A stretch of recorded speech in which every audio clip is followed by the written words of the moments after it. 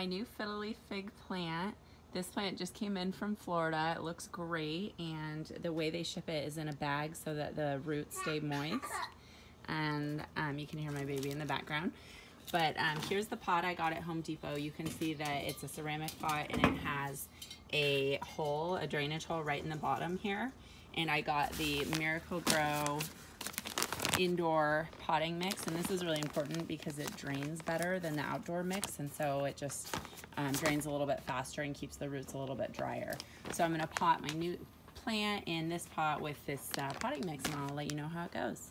See, the root ball here is actually really small, and so a plant this big only has a root ball of maybe 6 or 8 inches, and so what I would do is maybe double the diameter of the root ball for the pot you buy. So if it's 6 or 8 inches, maybe go with a 12 or a 16-inch pot.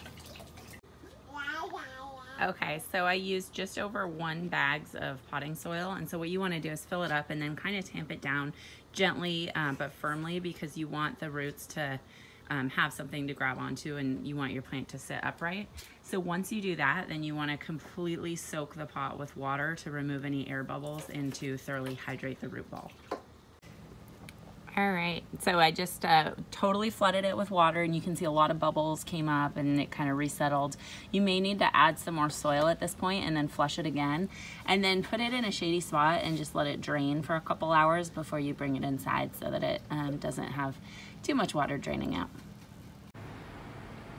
All right, so here you have the final product, and the very last step that I like to do is put these felt pads on the bottom of the container so that it won't scratch any surfaces, and it also gives it some air flow underneath, so that you could even put it on a wood surface without the surface getting moisture on it. So I'm going to do that right now. Now this pot is pretty heavy, so what I do is I peel off the back of the self-adhesive thing, and then I put it sticky side up, and then I will tilt this up and over and stick it down, and that way it'll stick to the underside and I don't have to lift up the whole planter. Here you have the final product, and I think it looks great. The plant's in really good shape. I've had it about a week now, and I haven't had any leaves drop or any brown spots or anything like that.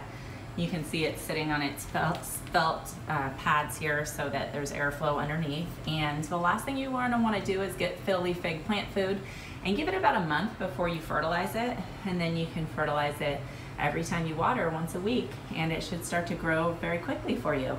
Thanks for watching.